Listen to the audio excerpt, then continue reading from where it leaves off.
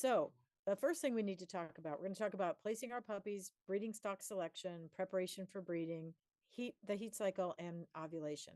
And there we stop, because at that point, we move into the next phase. Our next webinar will be on neonates. So, we're going to miss the pregnancy, the C section, that kind of thing, but we'll circle back to it. So, don't worry, we're going to get this whole thing to be complete. But we wanted to do this piece right now of prepping for your next breeding. And I think it's really important before you do a breeding that you have an idea of who's going to be taking your puppies.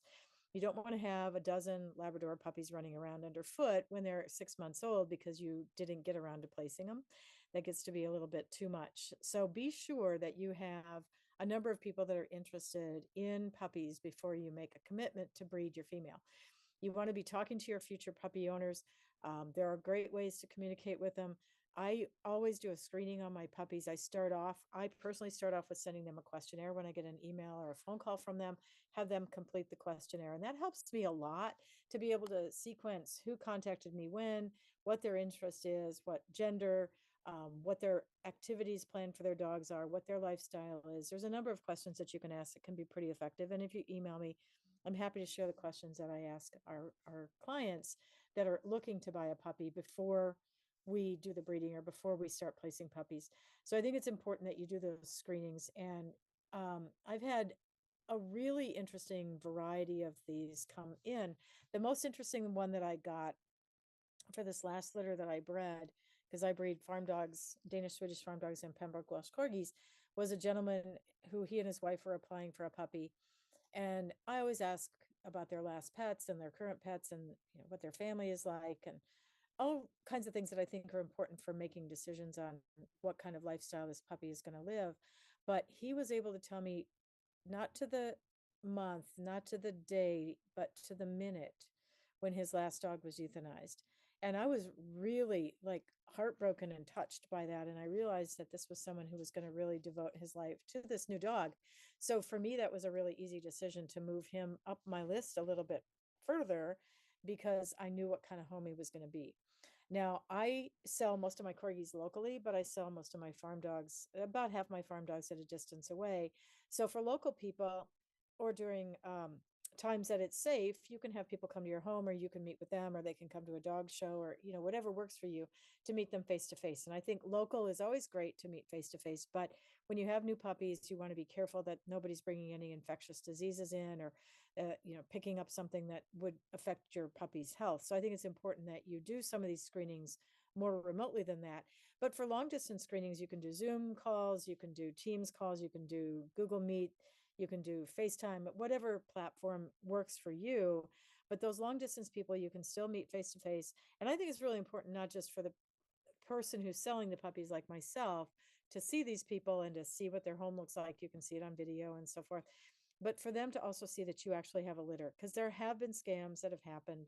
Doesn't happen very often, but there are scammy things that happen. And I always think that we need to be able to prove to them that you actually have this litter of puppies that you're ready to present to them once they're there, or that they can see the parents, at least the mother, see some details about how you raise your puppies. So I think that's great. Some people will go as far as putting up cameras in their whelping room and have the puppies on those cameras.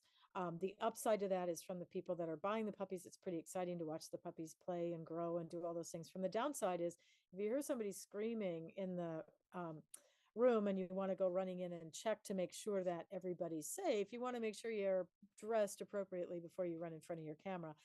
So do be a little bit watchful of how those things go. So meet with your puppy people, you send them the questionnaire, get the information.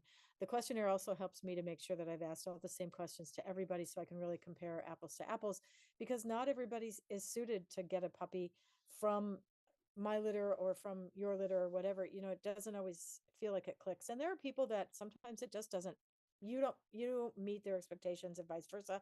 So sometimes they're better off to find another breeder to get their puppy from. So use those tools. Next, I want to talk about selecting our breeding stock. I want to start talking about the dam, the bitch first. And I think it's really important that you look to her parents, that you know what her parents' DNA was, like her mother, her father, what kind of DNA tests are available for your breed. for traits, for disorders, for diseases, so that you can get a pretty good idea of what you're walking into before you do a breeding. And sometimes you will find that there are carriers on multiple sides, so you'll have to be careful with how you use those. But DNA screening and then looking at their health screenings as well. And we'll talk about those in a few minutes, but those are typically the OFA and the phenotype screenings. So we do genetic and phenotype screenings. So look to her parents, see what they were like. See, was her mother a good mother? Was her mother a dog that lactated well? Did she free well per litter? Are these things important to you? What was her fertility like? If they had to breed her 3 times and got one puppy out of each litter, that may not be a dog that you want to put in your breeding program, simply because it might be difficult for her to get bred if she carries down the genetics of her mother. So be thoughtful about the kinds of things that you're looking for when you're looking for your next breeding female. So when you are selecting your dam, and I did a whole presentation on this that pertained to how breeding with intention can improve what you're doing. So I want you to intentionally breed your dogs. I had a client a number of years ago that had a large breed dog and was struggling and struggling to get any kind of puppies out of her at all. And I finally looked at her and I said, okay, I think you probably need to sort of start your line over. And I've actually just done this with one of my corgi lines, is to take a step backwards and go back into my line, get another dog that was related, but not lose my line. But essentially, she wasn't getting anything pregnant. I suggested to her she get a new female, and she did. She had 15 puppies out of that female. Now, it is a breed that tends to have large litters, but she went from 0, 0, 0 to 15. So it was a bit of a shock. She came to our health clinic with her litter for their eye exams. We had X pens set up everywhere to try and contain these 15 large breed puppies. So if you're selecting your dam, keep the best female that you have if you have dogs in your litter that you're keeping, or buy the best bitch that you can.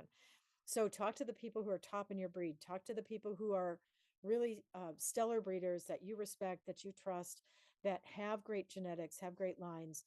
Just because you can buy a dog from overseas, and I've bought dogs from overseas, so there's nothing wrong with that. But just because you can buy a dog from overseas because somebody here is reluctant to sell you a dog doesn't mean that that's going to be the best dog that you can get. So do the very best you can. It may cost you a little bit of money to buy a great bitch, but it's money well spent. And our bitches are the strength of our breeding programs. It's not the stud dogs. Unfortunately, I hate to tell the guys that are on the call that tonight, but our strength in our breeding programs are in our dams. So keep the very best bitch of your litter that you can. Um, buy the best bitch that you can. Don't downgrade yourself. Don't keep the puppy that nobody else wanted or that somebody returned and use her as your next foundation bitch. Use those bitches at their highest quality that you can. So I mentioned a slide ago the difference between genotype and phenotype, and those are both really important when we're selecting breeding stock. Genotype means their genetic makeup, that's DNA, and DNA testing is getting better and better all the time, more extensive all the time, really interesting to try and follow, but sometimes it can be a little bit difficult and a little bit confusing, so I'll talk to you about how to sort that out. And then we have phenotype. Now, phenotype is something that we observe, not something that we can DNA test for. So that's going to be what we can do with OFA. So that's a number of different OFA tests, and we'll show that slide in a minute. But it also means, what is her performance level like? Do you have a dog that you hunt with and you want her to be a great hunting dog? Is this a dog that does obedience or agility? Is this a dog that you just need to have sit on the couch? And there's nothing wrong with that. The most important job I think a dog can ever do is to be a companion to their owners. So I have no problem with saying, if it's a Cavalier King Charles Spaniel and her full-time job is to sit on your lap and keep your lap warm, hey, that's a pretty noble job. But what is their appearance? What is their temperament? And it's going to happen someday, but it's going to be a long time away that we have temperament tests with DNA.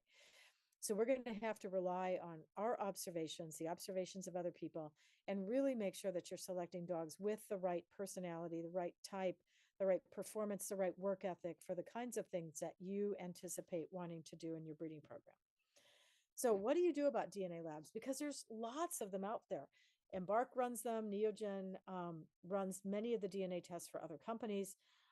They run them for other organizations. They don't just run their own. AKC, we have a lot of DNA labs out there. And unfortunately, or fortunately, depending on how you feel about government regulation, there is no government oversight for DNA labs in the United States. So what do you do? How do you know what the quality of it is? Can you rely on the tests that they're running? Is it the right test for your breed? Are they running it reliably? Are they keeping track of which dog is which in their lab? They're not having mix-ups in their DNA sampling. Are they, how are they doing barcodes or QR codes, or how are they tracking things in their lab? How does that all work? How do they verify the test is the right test for your breed? Because we just don't have a way to do that. So I'm going to introduce to you an organization that you probably are not aware of, and it's called the International Partnership for Dogs, IPFD for short. Their website is dogwellnet.com.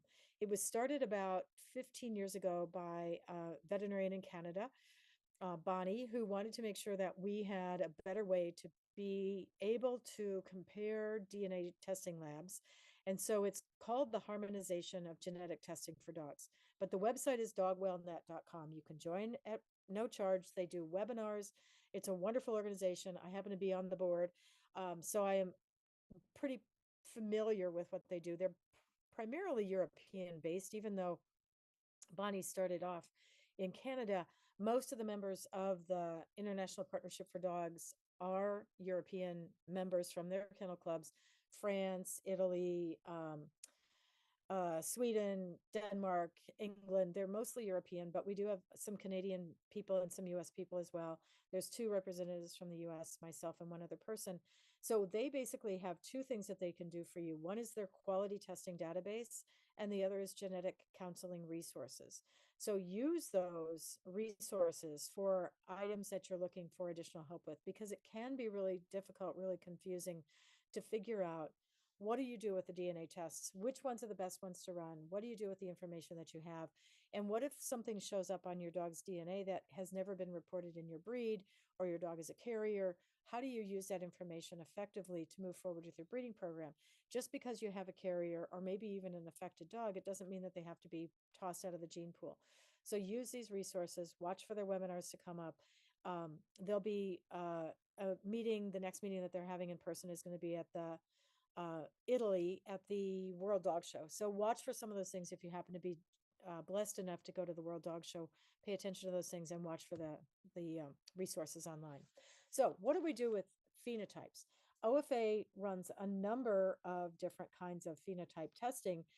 I'm going to talk a little bit about BOAS because that's the new one. Most of us know about OFA hips and elbows, and many breeds should be testing not just hips, but elbows as well. A lot of people tend to think hips are only a problem in large breed dogs, and that's actually not true. We can see hip dysplasia in cats. We can see hip dysplasia in small breed dogs. We can see legs calf perthus in small breed dogs. So I don't think there are very many breeds that shouldn't have their hips x-rayed. My particular breed, they have started to say that we don't need to do hips anymore, but I am a firm believer that the more information we have about phenotype, the better we're going to be. So I still think that all dogs should have their hips x-rayed. It doesn't require anesthesia if you work with a veterinarian that's experienced with this.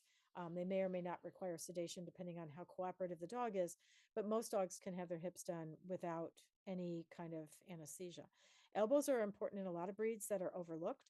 So I generally recommend that if you have a breed or a combination of breeds, that you go to your breed's website and take a look at the chick database and see what it says for your golden retriever, for your German shepherd, for your um, Zolo, for whatever breed you happen to have, that you take a look to see what the OFA recommendations are. Those are recommendations made by your breed club. OFA doesn't come in and say, we think these breeds should have these tests done. These are done by the breed clubs themselves. So they are the ones who are aware of what particular breeds are starting to show what kinds of disorders. So hips are an x-ray, elbows are an x-ray, spines require x-ray, and that's done in a few breeds, but not most. So it's going to be like the French bulldogs and some of those small breeds that tend to have some spinal issues. Tracheal diameter can be one of the things. That's how well the dogs can breathe. That's done on an x-ray. Eye exams need to be done by a certified ophthalmologist. Your regular veterinarian cannot do that. Bear testing is a testing for hearing, primarily associated with white-coated dogs. We can see Dalmatians, English setters. A lot of the white-coated dogs, bulldogs, will have hearing problems. They may hear in one ear, but not both. So it may not be something that you're aware of. You may have a dog that's called a uni or a unilaterally deaf dog. And without bear testing, you are not going to know that. Now, bear testing requires special training and special computerized equipment. There are typically not a lot of bear testing facilities available in most states. There are 3 of us in Wisconsin that do bear testing. I have a doctor that works for us that does at the university, and then one other practitioner. So you may have to look around a little bit for bear testing, but it's important if you have white coated dogs or a tendency to have deafness in your lines that you do this testing. And it needs to be done after 8 to 9 weeks of age. If you do it too young, those dogs still hear. Those dogs with hearing loss related to white coats are born that when their ears open, they can hear at 2 and 3 weeks of age. But the cilia in the ear canals degenerate at around the 6th week of age. So those dogs that are hearing when they're young lose their hearing if they're going to at around the 8 week mark. So make sure that you're working with someone that knows how to use the equipment and knows those guidelines. There's one veterinarian, George Strain, down in Louisiana that trains most of the veterinarians on how that's done.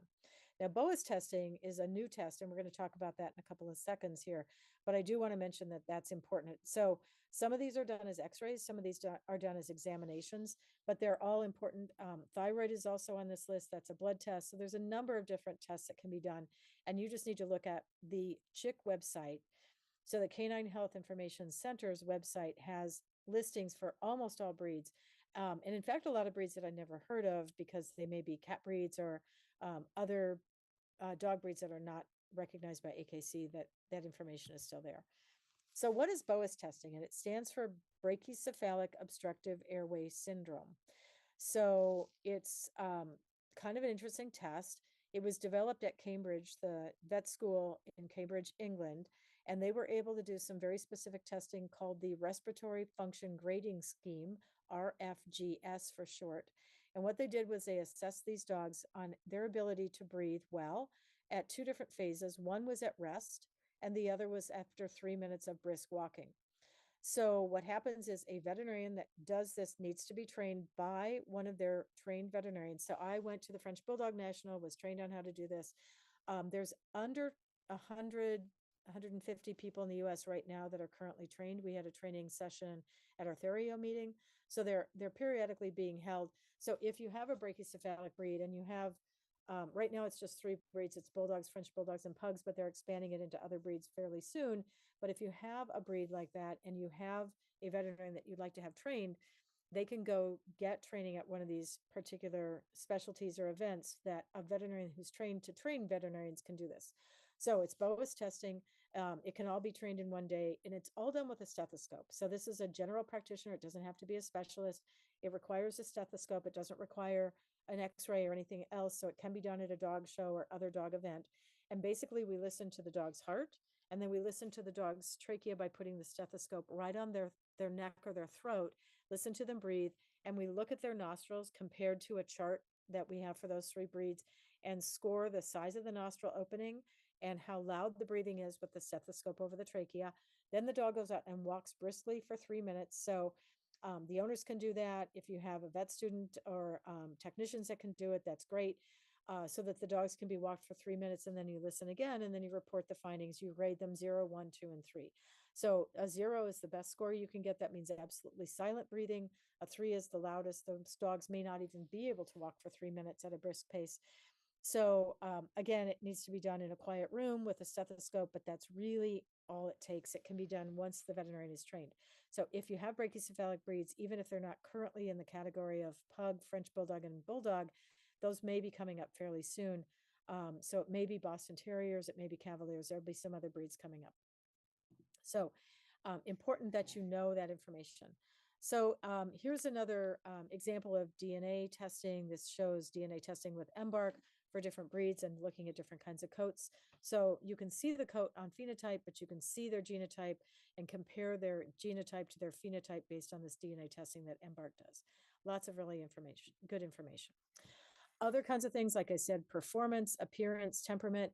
If you're showing dogs, the appearance of the dog is important, but it's not just about how they look. It's about how form follows function. So important that we're aware of those kinds of appearance things, performance being a number of different events, and then temperament. So next, we're going to talk about breeding preparation. So sire selection should be considered as well as dam selection. Again, you should select the best stock that you can. Now, you don't necessarily have to own the sire. You may be able to ship semen fresh chilled. You may be able to ship frozen semen. So we have a number of different ways that we can access male dogs that does not require owning your male dog. If you are planning on doing any of those breedings, the semen analysis on the stud dog should be done prior to the time that you finalize your plans to use him for breeding. So that doesn't mean the night before he's going to be used for breeding that you ejaculate him and then throw that semen out and say, well, I did a clean out. Well, sometimes that clean out just took out all the last remaining good semen that we have on some of these older dogs that don't regenerate semen very quickly. So if you're using a dog across the country, across the state, if you're going to be driving or shipping semen, you need to make sure that there's been a recent enough semen analysis, either he's sired a litter or a recent enough semen analysis to know that he's reliably going to be able to have good quality semen. Brucellosis testing is really important for the males and the females, so he should be Brucella tested. Typically, we're saying every 6 to 12 months. And then we need to make sure that our stud dogs have adequate nutritional support. We have a lot of great products at Revival that can be really helpful with this. We have Oxy Stud, we have Get 'em Going, we have In Between for him, we have In Between for her. So we have a number of good products that are important for our stud dog support, but it's also important that we're feeding them the proper diet as well. So we know that there are some diets that may contain phytoestrogens that can diminish his ability to produce good quality sperm. So pay attention to the food that you're feeding. Make sure he's on a quality diet. And there are some reports that the pregnancy diet that we'll talk about, the HT42D for the females, may improve semen quality for our stud dogs. So again, it's something to be aware of if you're having a problem with stud dogs or with females with fertility. I ask 3 questions, and my first 3 questions are, what do you feed? What else do you feed? Because everybody adds something to their food, whether it's veggies or blueberries or supplements of some kind, and then what supplements are they on? So what do you feed? What else do you feed? And what supplements are they on? And those are important things, because if we're feeding the wrong supplements or feeding the wrong diet, our stud dogs may have an inferior semen quality as a result of that. Again, for our females, we want to make sure that they're well aligned with our breeding plan. We're going to talk about nutrition, body condition, supplements, preventives, heartworm and Lyme disease, Anaplasmosis ehrlichia, and Brucella testing. So our dam nutrition, it's very important that we're feeding the machine, whether it's the female or the male, that we have the optimum diet for these dogs. And the Royal Canin pregnancy diet is the best diet to feed from the time that you want to start the heat cycle until the 42nd day of pregnancy. This diet is shown here in these 2 pictures. It's called HT42D. HT stands for heat, 42D stands for 42 days. It was a diet developed in France. So we didn't have a lot of control over what they call it. It's a hard name to remember. There's only 2 places you can get it, and that's going to be directly from Royal Canin, which requires signing up for a program, or reliably at Revival Animal Health. So great way to get it is Revival Animal Health. We carry this diet, and we carry their starter mousse. So those are 2 great diets for you to have on hand. HT42D comes in 2 sizes, little dog and big dog. If you have a medium-sized dog, you're going to have to decide which one you want to go with. But it's a great diet. I have had very good success with this for females that have had poor fertility or stud dogs that may not have great fertility. The first time I started one of the pug clients on it, she came in for her ultrasound because she was having fertility issues. She stood in front of the ultrasound machine as we was ultrasounding her female, and she started to cry. And I said, really, what's wrong? And she said, there are too many. I said, okay, well, we went from not having puppies to having a litter of 9. I guess that's a good problem to have, as long as you know how to support your puppies. So before we do our breeding, we want to make sure she's on the right diet, but we also want her to be at her ideal body condition. We don't want her too thin. We don't want her too heavy. We want her to be just like Goldilocks, just right. So if we're using a body condition scoring system, body condition score 1, 2, and 3 is too thin. We need our dogs to have more body condition on their body to support the pregnancy. They need to have enough body fat, enough stores to adequately ovulate, adequately carry the puppies to term, adequately nourish those puppies after they're born.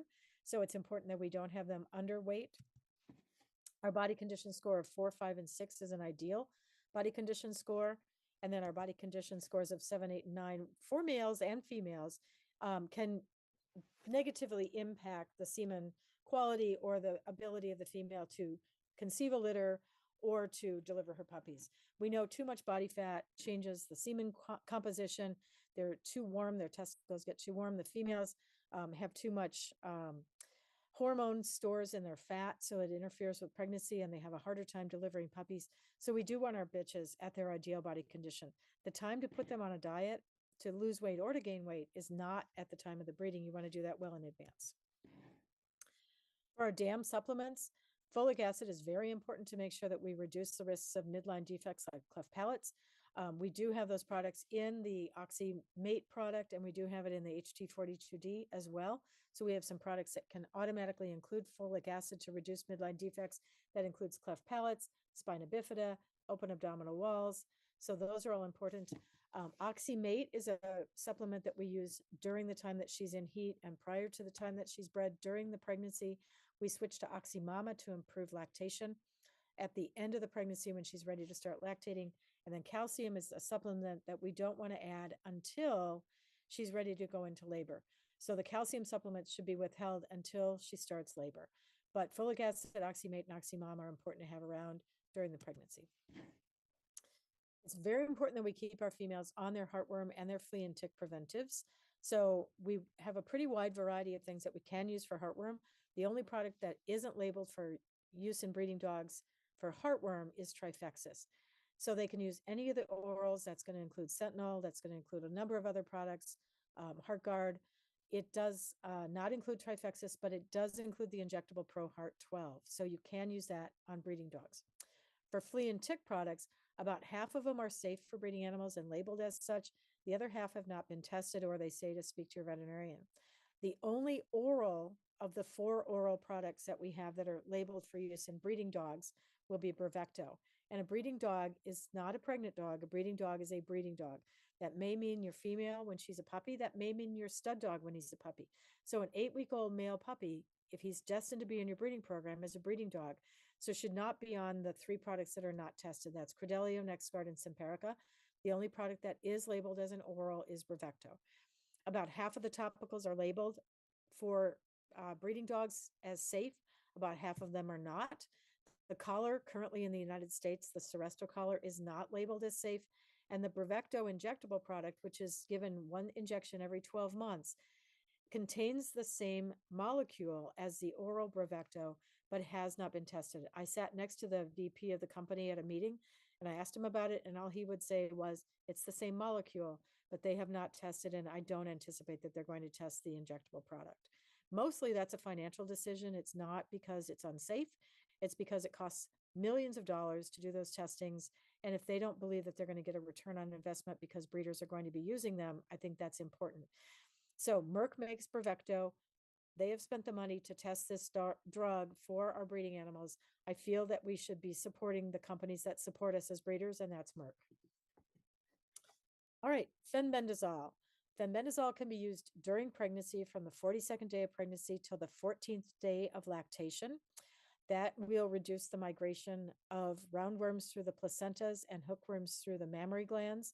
So if you live in a part of the world that has a lot of intestinal parasites, roundworms and hookworms in particular, that your puppies are suffering from when they are at weaning age, they get diarrhea, they don't feel well because of the roundworms and the hookworms. This is a good way to control that because it reduces the migration of the parasites, the roundworms through the placenta and the hookworms through the milk and into the puppies, even before they're 2 weeks old. There is a report that came out in August of last year that shows that were 12 dogs in a study that there was an idiosyncratic reaction to the fenbendazole when it was given for more than 3 days.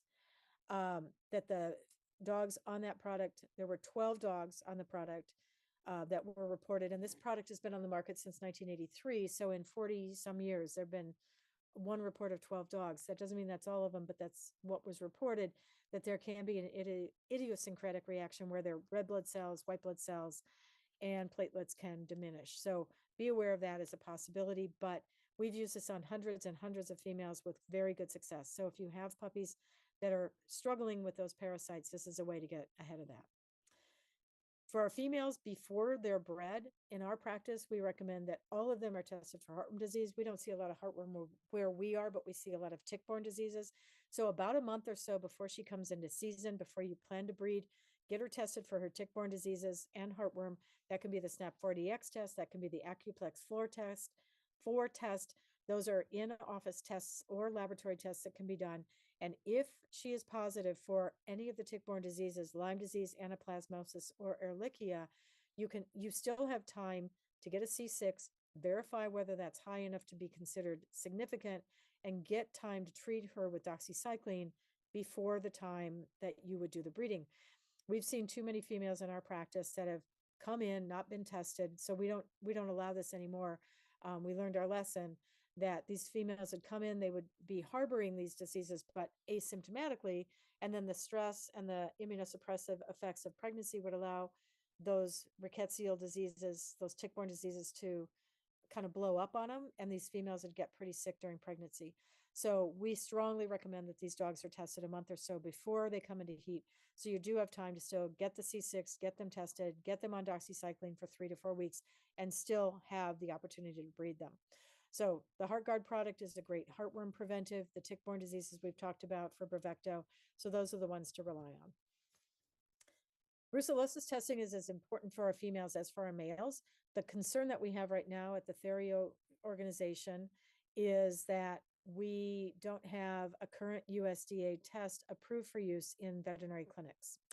So Theriogenology is the organization that does animal reproduction. That's bulls, horses, sheep, cattle, dogs, cats, all the species. Anything that's an animal that's reproduction falls under Therio. Therio.org is the website.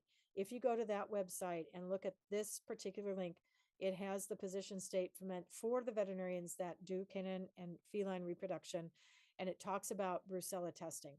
So right now, your veterinary clinic cannot run a USDA approved test in office. Those tests left the market a few years ago, and they haven't been replaced by a USDA test. There are reference labs that run these. It's recommended that you use one of the state diagnostic labs because they have a quality control, a quality assurance program that we know is reliable, that they have to be able to run positive and negative controls on these dogs testing. So we are recommending at the Therio organization. I was on the board when this position statement was written. I was head of the committee to do that. So I can tell you that I know what it says, and it was updated last year. So we have some really good information on there. All you have to do is pop on there. You don't have to be a veterinarian to pop on and read this position statement. So either take a photo of this link or look up therio.org position statement and then scroll down to brucella testing, and it'll be right there on that website. Next thing that you want to make sure of when you're doing your planning is to make sure that you have the veterinary assistance that you're going to need. You need a veterinarian. So who, what, where, when, and why. So you need a veterinarian that's going to be available to help you with your progesterone testing, your brucellosis testing, with your breeding timing, with any kind of complications during pregnancy, with pregnancy diagnosis, with puppy count x-rays, all the stuff that you need. You're going to need veterinary assistance. So you want to make sure that your veterinarian and their veterinary team is available to you when you're going to need them. So plan ahead that you speak to your veterinarians and you know who these people are that you can rely on. Then we have to decide what kind of semen we're doing and what kind of breeding we're doing. So this is again where the veterinarians come into play. Is if you're doing a natural breeding and you have dog A and female B and you have good timing and she's cooperative and he knows what he's doing, you can get a natural breeding, bada bing, bada boom. You don't need anybody's help. But if you get to the point that you're not able to get a successful breeding, you may need to rely on a veterinarian for a vaginal insemination, for a transcervical insemination, or for a surgical insemination if you're having some fertility issues or your veterinary clinic doesn't have TCI equipment. So fresh semen can be put in with a natural breeding, with a vaginal AI, with transcervical insemination, or surgically. Fresh chilled semen, of course, you can't do with a natural breeding because that means you ship semen in a box from Timbuktu to wherever you happen to live. So that semen can be put in vaginally if the semen quality is good. It can be put in with transcervical insemination, which is an endoscope breeding with a veterinarian, or with a surgical breeding. And then frozen semen should not be put in vaginally because our success rates are around 11%. So we really want to make sure that we're putting the semen directly into the uterus, which requires a veterinarian for either transcervical insemination or a surgical breeding. So as you're doing all your planning, start thinking through, where's the stud dog? Where is he going to be when you need to use him? Is he going to be at Westminster? Is he going to be hiking in the mountains in Montana? Where's this stud dog going to be? Where are you going to be with your female? What time of the year do you expect her to come in? Is that going to happen on Christmas Eve? You know, all the things that you need to start planning for, not to panic about, but just to plan ahead. And you want to make sure that she's current on all of her vaccinations. She should have her distemper vaccination up to date, including parvo. She should have a 3-way Bordetella, which is the intranasal product. She should be current on rabies vaccination. We don't want to vaccinate during pregnancy. possibly influenza, depending on her exposures. And corona may or may not be a vaccine that you want to use, depending on your exposures. Most dogs don't have much of concern with coronavirus, but if we've had a couple of clients that we've diagnosed it in their kennels that have been causing puppies to be sick with diarrhea when they're 3 and 4 weeks old, similar to parvo. So in those kennels, we are recommending corona. As a general rule, we are not. But just check through your records, make sure she's up to date on everything. When you go in for that heartworm SNAP 4Dx test a month before she comes into heat, get your boosters, get those all updated so that you're not at the last minute thinking, oh my gosh, her rabies is going to lapse during her pregnancy. What am I going to do? And then you want a little bit of time to review all your resources. The Canine Reproduction and Neonatology book is a great resource. I like for you to have a copy of it. I think your veterinary clinic should have a copy too. So if they already have one, great. If they don't have one, this is your chance to spend $100 and buy one for them because it's a great resource for them to have. I pull it out pretty often and reference it for clients, for staff, for the forms that are in it. So there's a lot of great resources in there. I have one vet student who came up to me as she was graduating from veterinary school, and she said, "You know what, Dr. Greer?" She said, "I was interviewing for jobs. I went to 6 different practices to see which place I wanted to work. And I saw a copy of this book on the shelf, and I decided that was the clinic that I wanted to work at because I knew that meant that they did canine reproduction in that practice at a high level." So, important bit of information to have. All righty, supplies. Revival has bundles of supplies. We have a whelping bundle, we have postpartum bundles, we have neonatal feeding bundles. So this is a way that you can get a group of those supplies and items that you need to have available to you, pharmaceutical agents, supplements, supplies, food, all the stuff. It kind of helps you, number one, to remember what you need to get. And number two, it reminds you of some of the things that you might overlook. I've got a female of my own that's going to have puppies next week. So I was going through my list. I had one of my technicians sit down and write out all the stuff I needed to take home because I don't keep it all at my house. Um, I bring it all back to the clinic. So I said to her, okay, make me the list. Let's get everything ready to go. I want to be organized when she has her puppies next week. All right, start of the heat cycle. Finally, she's in season. You've waited all this time. She finally came into season. So again, you want to make sure your veterinary assessment is current. She should have a complete physical exam to check for hernias, heart murmurs, mammary tumors, vaginal strictures, all kinds of things to make sure that she's a good quality breeding bitch for you. You want to make sure all your testing is done, your brucellosis, your heartworm, your flea and tick, all the stuff that you need to have done in advance. Progesterone testing is really important so that you do have the opportunity to know exactly when she ovulates. It's important for timing your breeding. It's important for timing your whelping. It's important for scheduled C-sections. And you want to make sure that you know what your veterinary resources are if you have a female that has puppies in the middle of the night or on a weekend or on a holiday.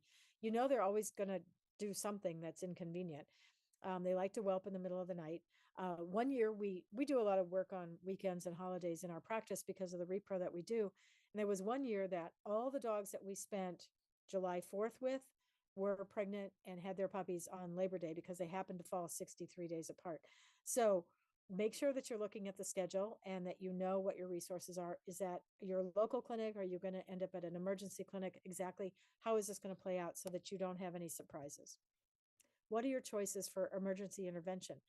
Many of the emergency clinics no longer have veterinarian staff available for surgery after hours.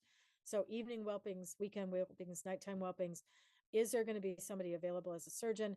Will there be technician staff available to help you with neonatal support? So if you have a puppy born that's not strong and is struggling to breathe, is there somebody there that knows how to revive the puppies? And then are they going to spay or at C-section? And the recommendation hands down is do not spay at C-section. But if you haven't done your homework and know in advance if there's a surgeon, what their philosophy is on spaying, and what kind of neonatal support you're going to have, you may end up finding yourself in a situation that isn't the way you want your outcome to be. I have heard some clients say that they are reluctant to breed because they're afraid of that. They're only going to do breedings if they can schedule C-sections, some of those things. So just plan through that. I don't want to scare anybody away from breeding, but I do want you to plan ahead. Timing the breeding, absolutely important that you do progesterone timing. I know a lot of people are like, well, I think it's pretty easy to get her pregnant, and it can be easy to get her pregnant. But if she doesn't get pregnant, or if she gets pregnant and you end up with a high risk pregnancy you weren't expecting, then that changes how things get done. So if she has a fertility issue, you want to make sure that you're timing your breeding well. If you're doing a complex breeding like fresh chilled or frozen semen, you need to have progesterone. So again, the high risk pregnancies, and you may not know you're having a high risk pregnancy until you're in the middle of it. If you have a litter of 14, that's a high risk pregnancy. If you have a litter of one, that's a high risk pregnancy. If she becomes sick or injured during the pregnancy, those are all important things to be aware of. There can be females that go into preterm labor. It doesn't happen often, but it happens often enough that we're aware that it happens. And if we don't know what day she ovulated, we can't tell you what day she should be having those puppies. A breeding date doesn't tell us when she ovulated. You can't count breeding dates and know exactly what her due date is. Pregnancies are reported 58 to 60, I'm sorry, 58 to 72 days long if you time it on breeding dates. If you time it on ovulation, it's 63 days plus or minus 2 days either way. So important to know your ovulation dates. We have these target tests that you can do at your home that can be very helpful. Your veterinary clinic can do quantitative tests that will tell you exactly the date that she ovulated. So important pieces of information for you to have. So you're in your final stages of planning. You want to make sure you've reviewed everything, go back, do all the stuff, look at everything. There is a typo on here. The one thing I didn't mention, I do want to throw in here, is if you're shipping semen fresh chilled or frozen, throwing an air tag, there's an R missing in that, an air tag or a tile, those little devices that help you to track where your things are, like you can put on your key or in your suitcase. You can put those in your box with your semen or your semen tank with your semen. And that way, instead of having the estimation of where UPS or FedEx says your shipping package is, you will know exactly where that truck is traveling down the road with your female semen in it, because that can really be the difference between knowing when you're going to be able to do your breeding and having your vet available and not available. So those are really cool little things you can do. An air tag is $25. Throw it in the box, send it back, buy it, whatever it takes. But those kinds of things, tiles aren't any more expensive than that. So be sure that whether you have an Android phone or an iPhone, that you have a way to track your semen shipments. So our next upcoming webinar is going to be on babies. We're going to talk about neonatal care. That's one of my very favorite topics. So we're going to do that one. And that will be coming up on February 5th at 1 o'clock in the afternoon. We're going to try an afternoon seminar. Tonight's notes are basically an outline form. There's not a lot of fluffy language, but there's a very specific outline for all the things that you should be doing 6 weeks before she comes into heat, 4 weeks before she comes into heat, while she's in heat. So that's all going to be on this QR code. So you can take a picture of that, download the notes, and then you don't have to worry so much that you might have missed something tonight. So Laura, you're back. I am back. I so enjoyed your conversation as always. Thanks. We have 23 questions to get through, so I thought we'd get started on that. I'm going to start at the bottom and work my way back up. So you guys that dropped questions in the Q&A, don't worry. I'm coming to you. I'm just going in reverse order. Bethany Murray asked a couple questions like in order. So I'm going to read them both to you and let you address that. Wait, don't, come on, you guys are killing me here. Okay, Bethany, could my bitch's high activity, high endurance, mountain lifestyle be a contributing factor in the number of puppies she had? Her first litter was in September. She was lean but not underweight. Per her mom, she should have had around 7 puppies. She only had 2. We do not know the reason why, except that she's an extremely active dog. Only other hiccup during gestation was our former vet staff accidentally vaccinated her for lepto while we were there for a P4 test. They assured us the particular vaccination they administered was safe and would not affect her gestation. Mm-hmm. And will this webinar recording be available online? If so, where? Yes, it will be online. It'll be at the Revival Animal Health Learning Center, which is, if you go to our website, there's a little blue graduation cap, a little round thing. So if you click on that, and it has to be edited, so it won't be up in the next day or two, but it will be eventually up. And this slide has the wrong date on it. It should be February 5th, not February 4th on here. So pay attention. Oh, it says February 5th at the bottom. Yeah. So there's a little conflicting information. The right date is at the bottom with the picture of the puppy. So yes, her activity level certainly could have played a role if you're in the high altitudes. It is possible that her oxygen levels were diminished a little bit, so that may have interfered with her pregnancy. I like bitches to be just a little bit overweight, not fat, but a little tiny bit soft. So if Fluffy. she's running at a lean body condition, you might want to up her food. And you might want to look at that HT42D to see if the micronutrients in that diet would improve her fertility. And remember, Marty, we have to pick 3 of these questions Yeah. for our gift certificate. I So, got a piece of note paper so all right, I could take little chop notes on chop on the notes, man. it. Uh, Cami, hi Cami. Cami wants to know, should you use Be Strong? So Yes. I assume there's details with that, but yes, yeah. Yeah. Yes, definitely. And we probably should have had that on one of the slides. Definitely should have had it on one of the slides. Be Strong actually got my job at Revival. Yes. Be Strong does seem to have the ability to get bitches to come into season that are kind of lagging. Does seem to improve their appetite for their fertility. It's a good product if they're not eating well during pregnancy or not eating well while they're lactating. The B vitamins seem to stimulate the appetite. So Be Strong is a very important part of a breeding program's nutritional supplements. So yes, I like Be Strong a lot, and it smells good too. There you go. Linda Galloway would like to know, this is a great question. Is there a recommended book for feline reproduction like the one that you have for dogs? There is, Linda. It was written by Michelle Kutzler, and it's called Feline Reproduction. It was published about 2 years ago. It has a brown soft cover. You can find it on Amazon. Michelle Kutzler is Kutzler, and it is an amazing resource. Yes. Okay, excellent. There you go. Diane Faulkner wants to know, when do you start the Royal Canin pregnancy food, the 42D? As soon as you want her to come into heat. So if she's lagging or if it's about time, you can go ahead and start it. You shouldn't feed it all the time, and you can do the males, but for the females, you want to do it when you're ready for them to come into heat.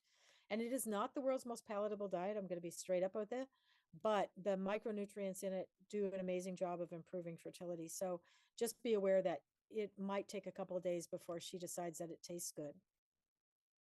Okay, very good. Um, okay, Ruth NS has a comment that she finds it hard to see her dog's body condition because it's a long-haired dog. So you have some suggestions on that. Yeah, the pictures that were on the slide kind of show from above. I think that's really helpful because looking from the side, you're right. A lot of the long coated dogs are difficult to tell. From above, you can kind of put your hands on them and see, do they have a tuck up? Do they have a narrowing behind their rib cage? How narrow is it? And a lot of it depends on your dog's body style. If it's a Labrador, it's probably not going to have that narrowing behind the rib cage the way it would if it were a Whippet. So take into account the breed you have. And if you're not sure, take a look at average weights for the dogs on the internet. Take a look at what your veterinarian has for you as information. Typically, their weight when they were about 8 to 12 months old is a pretty good weight for them to carry. So if they're 15 pounds over that, they probably put on too much weight. We all do as we age, darling. Okay. We have an anonymous question. Has a question about a stud dog that has plenty of semen but doesn't have much prostatic fluid, and how would you improve that?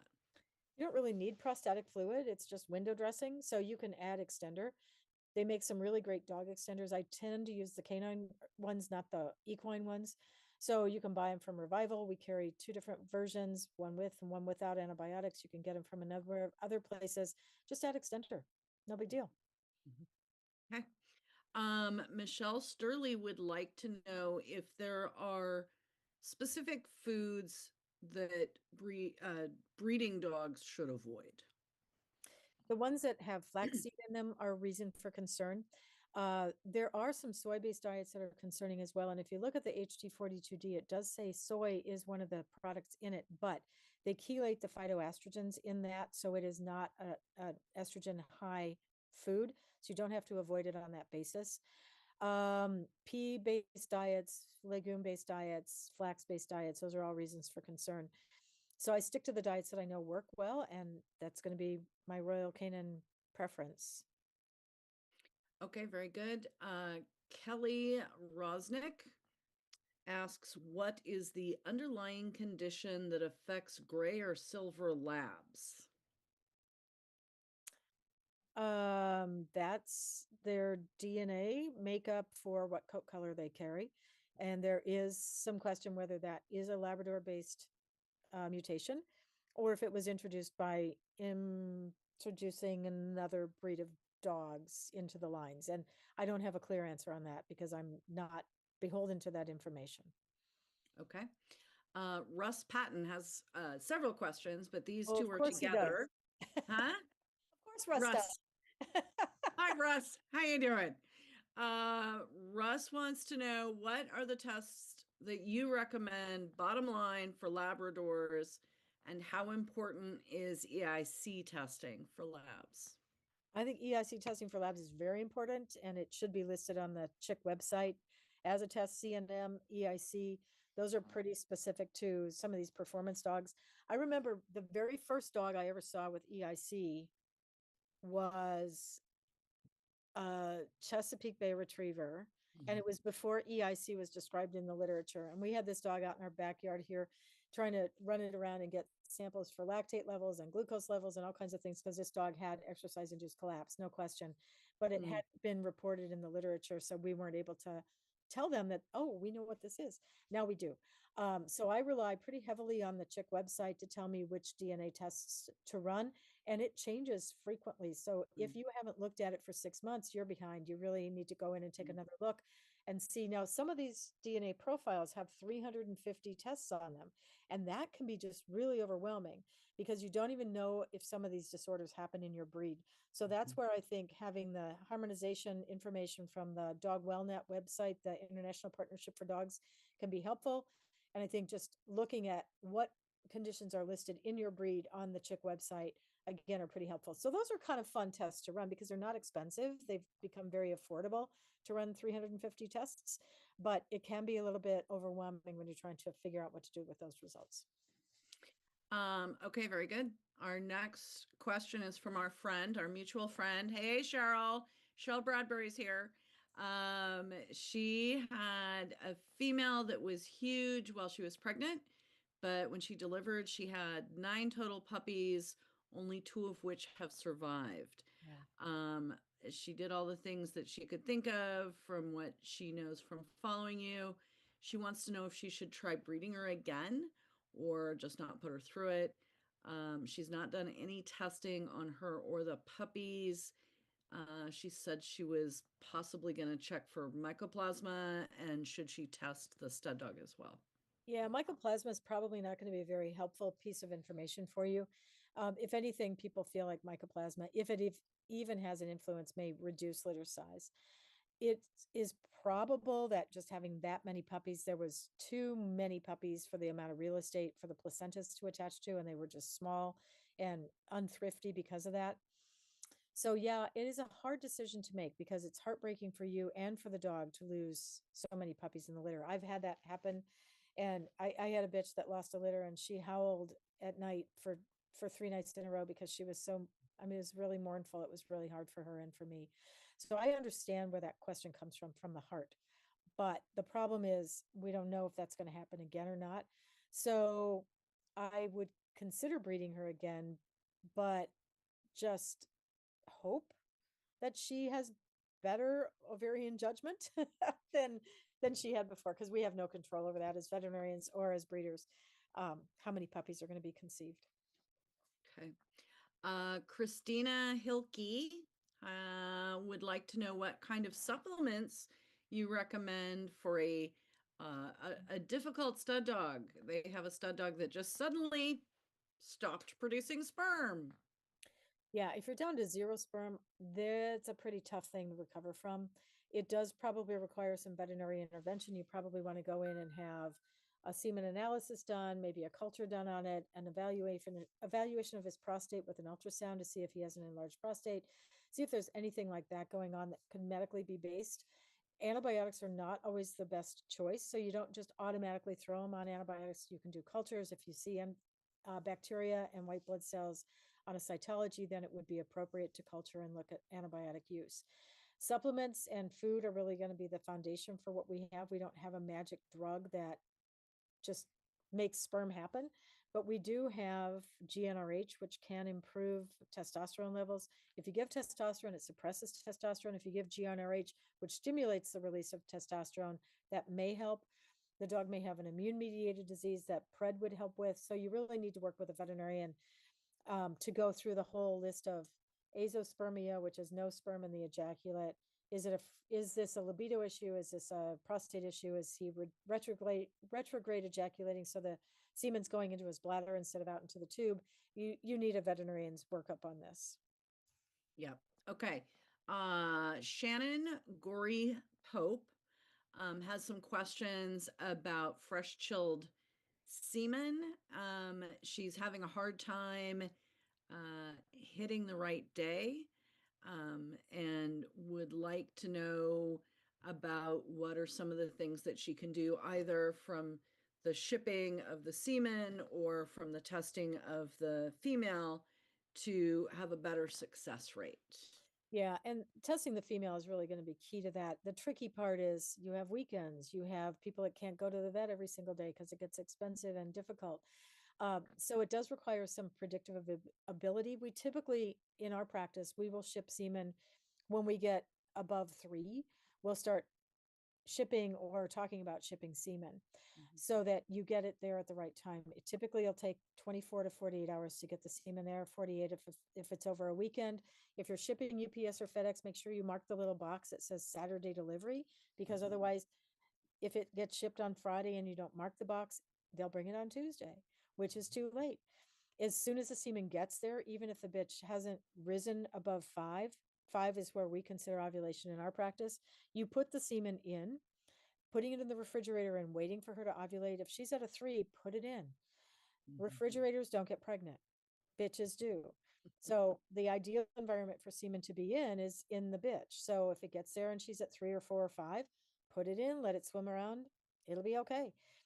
We have a mutual friend that just shipped semen from a European country over Thanksgiving, and miraculously between the Thanksgiving holiday, the delays through customs, and the illness of the person who was shipping the semen, all these things aligned inappropriately, and somehow Inappropriately well. this It's bitch ridiculous. still got pregnant because we shipped it far enough ahead that we accounted for the fact that there weren't going to be deliveries on Thursday, Friday, Saturday, Sunday, or Monday because of Thanksgiving, and because we got lucky.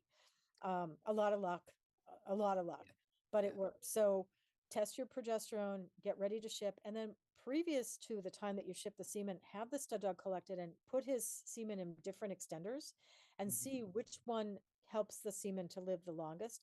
So pop it in the refrigerator with 2 or 3 different extenders, take it out 24, 48, 72 hours later, warm up a drop, look under the microscope. And if there's one extender that the semen's really swimming and the other 2, they're kind of like, me, I don't really care, then use the right extender. That can make a big difference too. 100%.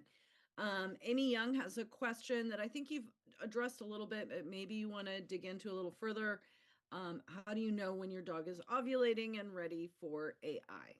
So progesterone is 5 in most practices, somewhere between 4 and 10, depends on who you're working with and what their equipment says. But ovulation is typically at 5, and then they're fertile 2 days later for fresh semen or fresh chilled semen, and 3 days later for frozen. So bitches don't ovulate an egg that's ready to fertilize. They are a unique species. Cows, horses, people, when you ovulate, you better breed. Dogs need 2 or 3 days. They need to have their eggs get ready to go. So you gotta They need to be give it some time. Yeah, well, sometimes it takes the stud dog, because when they were wolves or foxes or coyotes or whatever they came from, they probably weren't living next to each other, so they took 2 or 3 days to walk over and find the female. So let's figure that out. It allows you time for UPS to get your semen there. Well, and I think another answer or an additional answer, the progesterone testing requires a blood draw. Yeah. And so that and specific specialized computer testing. Am I saying that right? Can, yeah. So it does require some veterinary intervention or learning how to run progesterones yourself, how to draw blood, how to spin blood, and how to run the equipment. And then you need to take some of those progesterone kits that you can run at home and compare them with your veterinarian's lab, because not all equipment gives you the exact same answer. So you want to make sure that you've correlated those values. We, in our practice, on a quarterly basis, send samples to other diagnostic labs, they send them to us and we all compare results. There's a quality assurance program. A lot of breeders aren't doing that. Most veterinary clinics aren't doing it either. So unfortunately, sometimes those values can be less than as accurate as we'd like them to be. Okay. We have a question. I may not pronounce this name properly, so please forgive me. Jawhar Karim once has actually a 3-part question. So go through those. Reverse progesterone testing in relation to timing natural whelping and a C-section. Could you address that? Frozen semen with low motility post thaw. And is it possible to produce a litter from that sort of a collection? How low is too low? And do dual sired litters work, or does the semen react with one another as like a foreign body contaminant? Sure. So we'll go backwards. Yes, dual sire breedings work. I've done them myself on my own dogs. I've done them for clients. And yes, we do have success with multiple sires. Number 2 question is frozen semen. Low motility. Yeah, you need at least 100 million, perhaps 200 million, depending on the size of the dog, progressively motile normal semen to produce a pregnancy. Sometimes adding different extenders can help with that, even if it's been frozen and it doesn't thaw particularly well. Sometimes some extenders can be used to do there's thaw boost extenders that can help. Sometimes you need to use more semen. We had one bitch that we used 38 straws of What? semen on a breeding. We did it at 6 o'clock on Thanksgiving morning because my staff had obligations. So we were here at 6 a.m. that day to do the breeding. And apparently the semen quality wasn't good because I was told that they were shipping the bitch and all the semen to us because we were the only people that had ever gotten the bitch, this particular semen to work. So I'm like, oh, great. Thanksgiving Day. Yay. Yay. So we did the breeding. We used 38 straws, so it took a bit for Katie to thaw the semen and spin it down and do all the stuff we needed to put it in. We did a surgical breeding. She had 11 puppies. So even with low quality semen, if you can throw enough sperm at it, even if it's 20%, enough sperm will overcome the fact that you have a low percentage that are motile because the dead ones they don't do anything. They're just there.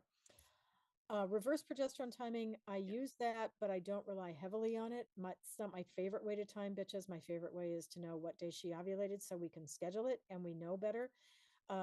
Because then you're not beholden to the middle of the night crisis where the progesterone dropped. I've seen progesterones on the reverse end sit at 3 for 10 days on a golden retriever that had an accidental breeding. Fortunately, it was their own dog, so they knew who the sire was. And I've seen bitches drop from 10 to 1 overnight. So you can't say that there's this really reliable decline. Like when bitches rise, they rise pretty reliably. Once they get above 3, it's pretty reliable. On the way down, all bets are off. So I do progesterones before I do a C-section, but I'm not going to rely exclusively on that. I use intestinal motility, kidney development, progesterone at the time of the breeding, nesting behavior, lactation. A lot of the stars have to align before I'll do an elective C-section. Okay. Now I'm to the bottom of where we started, and there's a whole bunch more questions. 3 more questions. Apparently, we're not doing a very good job of answering them because we keep. Well, people just have questions, Marty. I'm just saying, it's a thing. It's okay. I know. Okay. Nancy Vincent Johnson wants to know how careful do we need to be in avoiding canine herpesvirus during pregnancy? Is there a test to know if she is vulnerable or immune to it? Yeah, the test isn't super great. Colorado runs probably the best one, but it's not a great test. And what can we do to prevent it? Wrap her in bubble wrap and don't let her breathe any air from another dog. I've had very few cases of herpes, but it does happen. The vaccine that's available in Europe is not available in the United States. So we're stuck with trying to reduce exposure. In adult dogs, herpes looks like kennel cough. So if you want to stay home from dog shows, dog parks, dog events, doggy daycare, all those things, that's going to reduce your risks. Don't let people come in with dogs that have had a cough at home. And there really isn't a good test for it, unfortunately. Okay, this is a new one on me, so I'm going to be interested to hear your answer. Jessica Krupper would like you to comment on persistent penile frenulum Oh, and if it is genetic and should a oh, male be discarded from a breeding program. Like oh, literally, I thought I was pretty good at this one is a new one. So I'm saying go. this is a great question. I'm taking So, notes. persistent penile frenulum is when there's a little tiny band of tissue on the underside of the penis Mhm. that was an embryonic development and it just didn't break down as the dog matured. We don't see them very often. They're not serious. There is no idea of the genetics behind it. I would not throw a dog out of the gene pool because of it. It's easy to correct. Your veterinarian can correct it with just snipping the band of tissue. Make sure it's a veterinarian that does it in case it bleeds. You don't want to be doing this at home at 10 o'clock at night in case something doesn't go well. But it's a little band of tissue that interferes with the ability of the dog to exteriorize their penis. The last dog that I saw this in was not a breeding dog. He came in to be neutered, and the clients have been telling me over and over that he kept licking himself excessively. Well, it turned out that he was because he couldn't extend his penis far enough to urinate outside the prepuce. So he would urinate like inside the sheath, and yeah, it was icky. So he came in to neuter him. I exteriorized his penis because it was easy. He was sleeping. He was a dog. He was a little Cocker Spaniel. He wasn't too happy about me doing that with him awake. And we found two bands of tissue subsequent to exteriorizing the penis, snipped them both. He's great now. So I don't think there's enough evidence of how this is inherited to say I'd throw it out of the gene pool. It's easy to fix. I don't think it's a big deal, but it is an unusual anomaly. And there are pictures in the Canine Reproduction and Neonatology book of a dog with it. So if you're really curious and you got the book, I don't know the page number, but I know it's in there. Okay, Catherine Kajin wants to know what tests would be good to do for a female who's not gotten pregnant from two breedings in a row by shipped semen, TCI, and AI. So first I look at diet. So what are you feeding? What else are you feeding? What supplements is she on? Secondly, I look at the progesterone testing and verify that the timing was accurate because sometimes interpretation of the results can be dependent on who you're working with. I would look at equipment and make sure that there wasn't anything being used to disinfect equipment or um, the TCI scope or anything that could potentially kill the semen because that's possible. Not common in a veterinary clinic that knows what they're doing, but it's possible. There are some things like the jellies, the clear jellies that are supposed to be non-spermicidal that actually sometimes are spermicidal. So I'd look at those things. For the female, I would check her for Lyme disease, anaplasmosis, and Ehrlichia. Thyroid is thrown around a lot, and I would certainly do it, but I wouldn't think that it's very common. Usually, if they're low enough on thyroid to interfere with fertility, they're pretty sick dogs. They don't look like normal, healthy dogs, so it's unlikely to be that. And then sometimes there are just bitches that don't ever have good conception rates. I just took one of my employees' dogs to surgery to do uterine biopsies on her for the same reason is that she had done everything right. She's feeding her right. She's supplementing her correctly. She's at the right weight. She's handling the semen correctly. She's doing all this stuff. We did a surgical breeding. She still didn't get pregnant. So we took her to surgery, biopsied her uterus, and I think it's probably going to come back with cystic endometrial hyperplasia, which we don't have any good treatment for in the United States.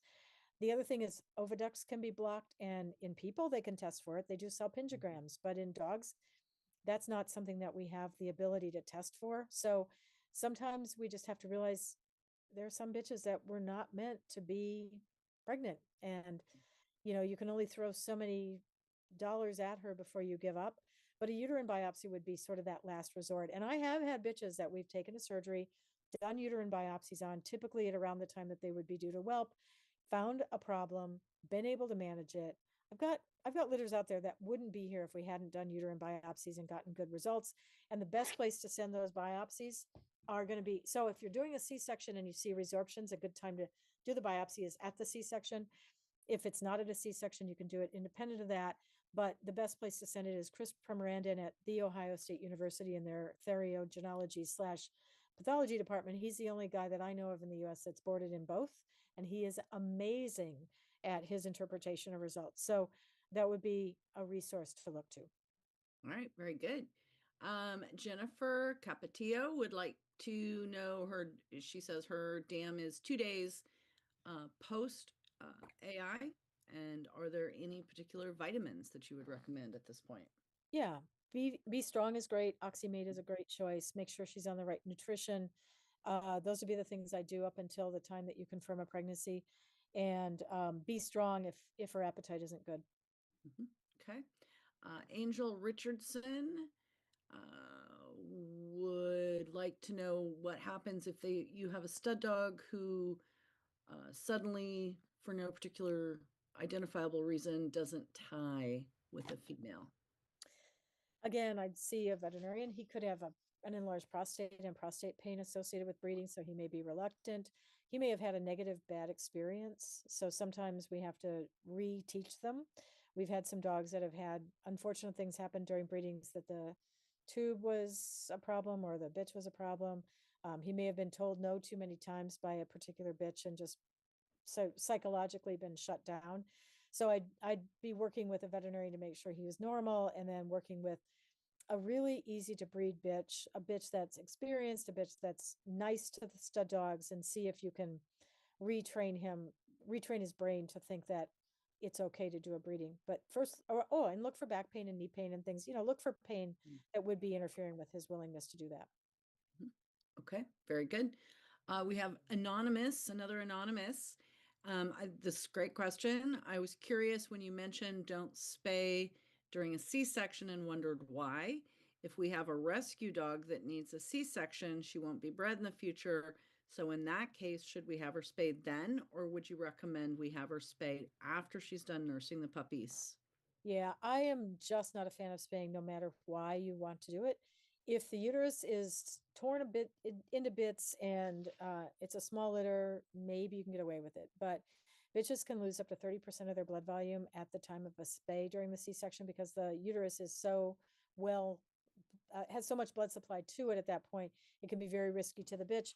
It's also risky if there's a ligature, a suture that slips, because now the blood vessels are the size of your finger in diameter instead of the size of a pencil lead. So it's a lot more risky to do a spay at a C-section. Can you do it and get away with it? Sometimes, but sometimes not. You don't want to lose a bitch, even a rescue bitch. I mean, it doesn't mean she's of any less value to anybody just because she's a rescue. If you have a veterinarian that's doing the C-section and they are comfortable with doing a tubal ligation, not taking out the ovaries, because there's still a risk with blood loss if the ligature slips. But if they can do a tubal ligation, then you wouldn't have to worry about her getting pregnant accidentally until you could get her in for a spay, or just place her in a home where there's no possibility of a stud dog getting to her, and keep her safe until you can get her spayed. And I usually like the puppies weaned about 2 weeks before we go to surgery, just because the blood flow to the mammary glands is diminished and it's a lot easier on the bitch and the surgeon at that point. Okay. Uh, C. Kinski. This is also an interesting question. I had no idea. Lyme survivor bitch.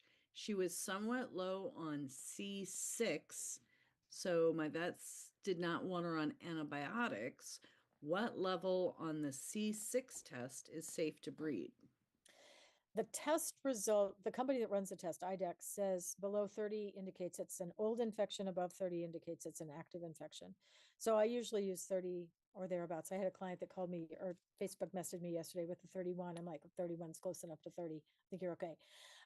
So 30 is kind of the cutoff for most people. There are some people who don't put a lot of faith in C6, but I have had very strong correlations between C6 and illness. So I believe the C6 is an accurate test. I hope that helps. I'm not sure when you say she's a Lyme survivor, but she's low on C6, I'm assuming at some point her C6 was off the charts. I've seen them as high as almost 900. So I'm assuming that it's somehow related to what was diagnosed with a C6. Okay. Josie Trad. If my bitch was diagnosed with anaplasmosis and treated but still tests positive the next year, would you treat again? Probably not if you've been using good flea and tick control. If you've been haphazard about it, if you're not using it 12 months out of the year, no matter where you live, then I would consider treating again. If you've been absolutely religious and you have given it every single month for the entire year, and you have pretty good evidence that she didn't have another infection, then I would probably think she's okay to breed. The problem with Anaplasma and Ehrlichia is they stay positive for a long time. So I would also do a CBC and just make sure that there wasn't anything else that was a red flag that there might be something smoldering when you're getting ready to breed her. So I'd want to see normal blood work on her, CBC chemistry on her before I'd breed her. Okay. Courtney Williams says she has had a litter in May of 12 lab puppies. She had 2 puppies with midline defects, dermoid cyst, and an extra aortic valve. Eek. Ooh. I know. I was giving her Oxymate, but my vet seems to think there may not be enough folic acid in the Oxymate and recommended adding more. Yeah. Thoughts on that? Yeah. You're not going to hurt them with more, and depending on the size of the dog, it might not be a bad idea. The only published dose we have is from Poland, and that was an article published in 2013, and it indicated the ideal dose was 5 milligrams per dog per day. There isn't a milligram per kilogram or milligram per pound dose for folic acid in the literature, and that's a little confusing because most of the time when we use drug doses, we calculate on weight. So 5 milligrams per dog per day would not cause any harm. You can buy it in that size capsules. A lot of them are 400 micrograms. That means 12 of those a day. So make sure that you're getting a nice strong amount in your capsule so you can give 1 or 2 a day and not a handful. But if there were 2 midline defects, hands down, I would be supplementing more. Okay, very good. Anonymous says she's preparing. Anonymous is preparing for their first litter, but their bitch is due for vaccinations, Bordetella and Lepto. How far in advance of when she's bred, I'm assuming, is it safe to give those vaccinations? I don't like to do it when they're in heat. So if you're expecting her to come into heat, get her vaccinated now. Gene Dodds is a big fan of saying don't vaccinate even during the heat cycle because of the possibility of an adverse event, and then you're going to throw off the entire pregnancy. So just do it sooner rather than later. You're not going to hurt her by giving a Bordetella and a Lepto. Those are both vaccines that give you fairly short immunity anyway, so you're not going to hurt her by giving those now. Very good. Lori Chapman would like to know if you have a preference for frozen semen, pelleted or in straws. Well, we freeze in pellets, and people who freeze in pellets like pellets, and people who freeze in straws like straws. I go with whoever's got the semen on the stud dog that you want. They're both easy to handle. I think we get a slightly higher percentage of sperm recovered from pellets because they freeze and thaw in a more uniform speed than the straws, because the ends of the straws will freeze and thaw faster than the middle. That's my opinion, but I don't think anybody's ever proven that there's a big difference between them. I think it depends more on the stud dog semen quality. So basically, whatever you got is what you got. Use it. Alrighty. Another anonymous. Why would it be that a side-by-side breeding would be 100% unsuccessful with progesterone timing in a breeding program until extender was added to the collection, I'm assuming?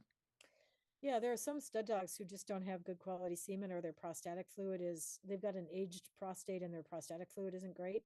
So sometimes that extender is what it takes to boost the semen and get the volume and get the energy that it takes for the sperm to get up into the oviducts where fertilization takes place. If that's what works, use it.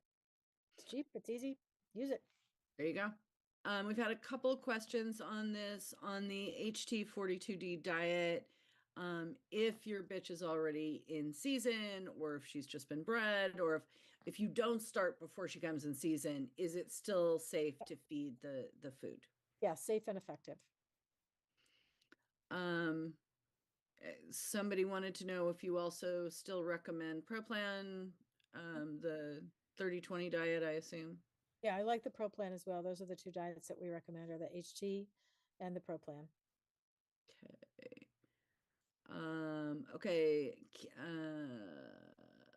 Aaron Bach, what is the most common breeding mistake you see even among experienced breeders, and how can it be avoided?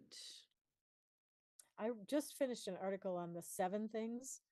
So it's hard for me to pick the one. Just one, man, just one. Failure to plan. Okay. Lisa Lehman, if a girl is going into season every 4.5 months, does this indicate an issue? This is in regard to a Labrador, it appears. Yeah, bitches need at least 4.5 months between heat cycles to have a uterus that's prepared for a pregnancy. If they're cycling more often than 4 month intervals, you're probably not going to get her pregnant. 4.5 months is concerning, but she's probably still fertile. But I would say breed her back to back to back, get as many litters out of her as you want to, and then spay her. She's probably going to end up with a greater chance of cystic endometrial hyperplasia and pyometra than the average bitch. And the average bitch, we see 25% of bitches over the age of 8 end up with pyometras. It is common, really common. So, I mean, we see them a lot. I had a dog that came in on Monday for a dental, and she said, well, I was thinking about spaying her, but I decided not to because she's in heat. I looked at her and said, she's got a pyo. Like, what? So she went from the dental cleaning to the dental cleaning slash let's spay the pyometra right now, today. Um, so it's really common to have pyometras. Just don't flirt with that. Hmm, okay. Lori Delk would like to know if a bitch has very little milk for her first litter, does this mean she would have little in a future breeding? Probably. So plan ahead. That means get her on Oxymama to help improve lactation, get her on bratwurst to help improve lactation, get her on sub-Q fluids, ask your vet for oxytocin to help let down milk, ask your vet for metoclopramide. Metoclopramide makes milk and oxytocin lets it down. Some people use domperidone. I have not had good success with that. I have better success with metoclopramide. And then have plasma on hand if you have puppies that are not getting colostrum and you need to support them. Have plasma, frozen plasma ready to give. So there's a lot of things you can do and still use her in a breeding program. And then try to breed away from that tendency because I think there is a genetic basis to that. We just don't have a DNA test for it. Okay. Uh, Suggestions for um, what to feed a normally avid eater when she's pregnant, did not eat at all, period, at all while she was I pregnant. know. And it's hard to understand how they can possibly have a pregnancy when they're not eating. But I, I I don't- had a corgi that had 10 puppies, and honest to God, she must have been living on air because there was just not much going in. The Royal Canin makes the starter mousse that's used as a weaning diet for puppies, but it's a great top dressing for food. So that really helps adding warm water to their food, adding broth to the food, any of those things that you can do to entice her to eat a scrambled egg. Um, you know, She said she tried all the things and nothing worked. So yeah, anything, and your the appetite, bratwurst trick is for when they're nursing, not yeah, necessarily when they're pregnant. but it doesn't hurt them when they're pregnant. It's not going to do any harm. And all the drugs we have mirtazapine and entice to help improve appetites, but they're not labeled for dogs that are breeders. You might take a look at Pepcid though, see if Pepcid AC that is safe during pregnancy, and see if she's just got a really acidy stomach and feels crummy. So the bigger the litter, the less they eat, which is like, I don't even understand how that works. But I think there's just so many more hormones surging through the 10 puppy bitch than the 2 puppy bitch that they don't eat very well. So Pepcid AC can be used during pregnancy. And if it reduces the acid in the stomach and she feels better, that can be well worth it and it's safe to use. Okay, very good. Marty, it's 5:25. I'm assuming we have a cutoff at 5:30. Is that correct? I think we probably should call it at that. Okay. So I've got a couple more questions. You guys, I'm getting through them just as quick as we can. If we didn't get to you, I promise we're trying. And I have my 3 people picked out. So don't forget that we have Okay, and don't leave because there's still gift certificates to give away. Pardon me. This is an interesting question. I thought, Jan Francois, we seem to have really short umbilical cords when we're whelping a litter. Any reason for that? I don't know. We rarely see umbilical cord pathology. I've had one puppy that was born with it twisted multiple times and the puppy was deceased. Short cords, I don't identify those when we do C-sections, so I don't know what to tell you other than be prepared for it. Have a way to clamp them with a hemostat and then tie them off because I think the umbilical clamps are probably going to be too big for a short cord. And then make sure you're dipping your cords with the tincture of iodine or the cord care, the clean cut cord care product that we carry, so that you can reduce any possibility of an infection. Okie dokie. I think Okay. I had just checking through what we had left. So I've got one more question here. Cindy Swanson, what is the best protocol for a dual sire breeding? Is it best to mix the samples or breed one dog and the other a number of hours later? What's your recommendation on dual sired litters? Yeah, I usually separate them by several hours, maybe a day when I'm doing dual sire. There's always the question about whether the semen, this came up earlier, whether the Mhm. semen is incompatible with each other. So you can put a drop of each dog's semen on a microscope slide and look under the microscope and see if they agglutinate. If they're sticking together, then there's probably a concern. I typically just split up the time period. Even if you try to put some semen in one horn from one dog and some semen from the other dog in the other horn, if you're doing it Mm. surgically, it still commingles. So I think geographically you can't change it, but time wise is probably your best way is pick the one you want to be first, and then do the second one second. And do you have, I'm following up because it's my own question. Your preference is, do you do natural and natural, fresh chilled and fresh chilled, frozen and frozen? Do you find We do any, differences amongst those? yeah, we'll do any combination. We'll have fresh chilled like on a Tuesday and then frozen on the next day. I frozen should always be the later one in, Mhm. but only because the semen has already gone through capacitation and it's ready to inseminate the egg when it gets there, when it's been frozen, as opposed to fresh chilled or fresh. So Okay. that's the only difference. Okay. All right. Well, we've got lots and lots of questions. We are so grateful you guys are all here. I know we could all sit and pick Marty's brain for hours and hours and hours. So thank you all That for would hurt. joining us. Let's And do, if your let's, name is called, please drop your email in the chat, not in the Q&A, in the chat. Okay. So if your name is one of our winners, please, please, please put your email address in the chat. So right. And Marty, then we'll make sure who we are get our winners? our winners are Jessica, who had the question about the penile frenulum, because that's kind of Okay. Very good. love that question. Shannon, who had the question about the fresh chilled semen, Okay. and Linda Galloway, our feline participant that Oh, asked about the yes. feline book. The cat repro book. Yeah. So you can Okay, use your $25 and start shopping. excellent. So Jessica, Shannon, Linda, please, please, please, please, before you leave, drop your email addresses in the chat. Remember, this will be available on the Revival Animal Health website in the coming future. And February 5th at 1 p.m. Central Time. I know several folks in my Q&A list asked, requested for remaining on evening hours, but just as a heads up, this one on February 5th will be 1 p.m. Central Time. And I like hearing what the information is. And we had 170 people participate, 72 questions. Great participation. Love having you guys here. So thanks for Yep. joining us. And thank you for I letting think, us know the most what's important thing is, Marty, all those questions, it just adds to everybody's education. I mean, it's just absolutely. participation makes it all better, y'all. We all learn from each other, and I think that's Yep. the best. I didn't learn what I learned without working with breeders for this many years. I learned so much from my breeder clients. So we're so glad to have you all here tonight. It's been really fun. Thanks a lot, everybody. We will see you on February 5th. Peace out. Good night.